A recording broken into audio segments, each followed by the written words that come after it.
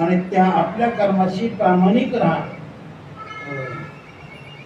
सोपं आहे पण केलं तर असा भाग आहे. तेव्हा तिथं एका मातोश्रीच्या निमित्ताने आपलं हे चिंतन चालणार आहे. तर ज्या मातोश्री आपल्यातून निघून गेल्या त्या अधिकार संपन्न होत्या असंच म्हणावं लागेल. त्यांना चालता बोलता मरण आलं आणि ईश्वराचं काम करत असतानाच मरण आलं, हे वैशिष्ट्य आहे. म्हणून अंतकाली ज्याच्या नामाले मुखांतुका म्हणे सुद्धा पार आहे असा भाग आहे. तेव्हा आईला महत्व आहे. म्हणून घरामध्ये आई असावी, गोठ्यामध्ये गाय असावी, शेतामध्ये भाऊ असावा असं चिंतन आहे. घर में माई, गोठे में गाई, खेत में भाई, उसकी क्या कहना कमाई.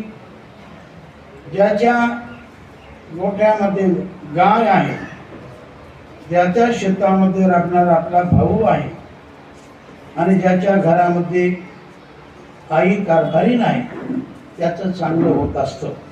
आता याच्या उलट घ्या. घर में साला, गोठे में हेला, खेत में नाला, उसका कभी नहीं भला. आणि म्हणून घरामध्ये आई महत्वाची आहे, वडीलही महत्वाचे आहे. काही वेळेला वय झाल्यामुळे काही जरी करत नसले पण त्यांचा फार मोठा आधार असतो, फार मोठा आधार असतो. आई वडील हे अनेक वर्षे राहिले तर आपल्याला फार मोठा आधार असतो. आईवडिलांची कृपा असावी, आईवडिलांचा आशीर्वाद जीवनामध्ये असावाच. आणि म्हणून जे माणसं आईवडिलाकडे देव रूपाने पाहतात, त्यांची सेवा करतात, त्यांच्या घरात शक्यतो लक्ष्मी कमी पडत नाही. आईवडिलांची सेवा केली तर भगवान खुश राहतो आणि जिथं भगवान खुश राहतो तिथं लक्ष्मी चांगली राहते, सुख देऊन राहते. काही ठिकाणी लक्ष्मी राहते, काही लोकांकडे लक्ष्मी राहते पण दुःख देऊन राहते.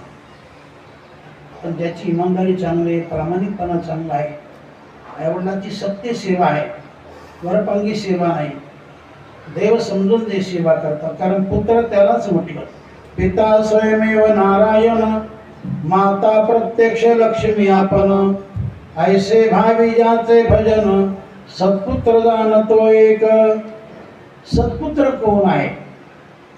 तर जो आपल्या आईला लक्ष्मी समान मानतो, जो आपल्या बापाला देवा समान मानतो, भगवंता समान मानतो,